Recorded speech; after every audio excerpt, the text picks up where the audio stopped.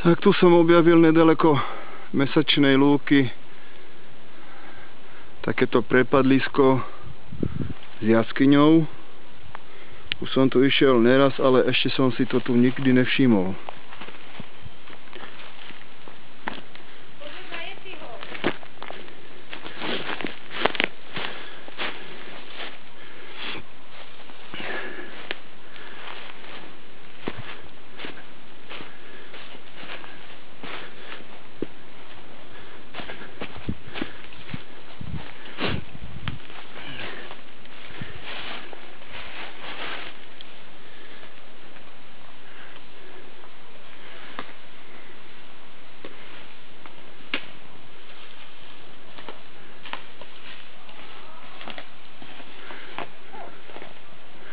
Chodba sa stáča doľava a myslím, že sa tam dá aj spustiť, ale je tam vlhko. No bude mokré, však tá voda tam teče určite.